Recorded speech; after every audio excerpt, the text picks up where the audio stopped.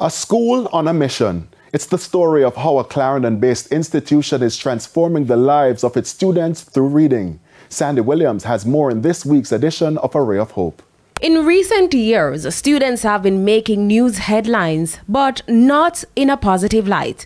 One of the latest incidents, which occurred last month, involved students at a St. Elizabeth-based institution where one was hospitalized while the other has been arrested and charged. Few days later, a similar incident at the Steertown Academy in St. Anne.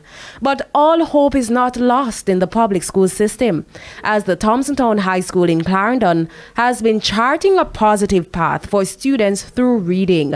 Dr. Elton Johnson is the principal. The students that are sent to us, they are reading 5 levels below their reading levels. So I believe in magic, because what we do here, we create magic. A child come in and can read and they leave here reading. The school also has a reading club, and Sashoy Golding is the driving force behind it. I believe that reading is very, very important. It is critical. So that is the main reason why, I decided to join the reading club, to do the reading club and to assist students, in fostering growth and development. The initiative is yielding results. Elaine Booth is the parish champion for the National Reading Competition 2023. She believes reading can positively impact students' attitude and behavior. It will help you resolving conflicts, such as fighting and those things. When you're reading, it helps you become a more better thinker. You think when you read, you think before you do stuff. Mostly students have conflicts and they end it violently. So instead of ending it violently, they could sit down and talk. And Miss Golding shares the sentiment.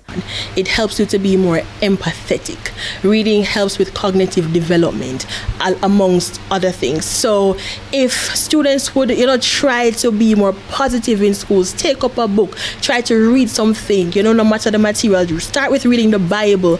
If students would just take up a book and try to read more, we would be better off as a nation. We would see more conflict resolutions coming out. We wouldn't see students, acting like, quote unquote, dunce of society. While acknowledging that teachers have a role to play in assisting students to navigate their challenges, Ms. Golding says the students also have a responsibility. If each student that goes to the gates of these high schools in Jamaica on a day-to-day basis would just say, I am going to make my mother, my father, my guardian, myself proud, then we would have a better Jamaica. With A Ray of Hope, I'm Sandy Williams.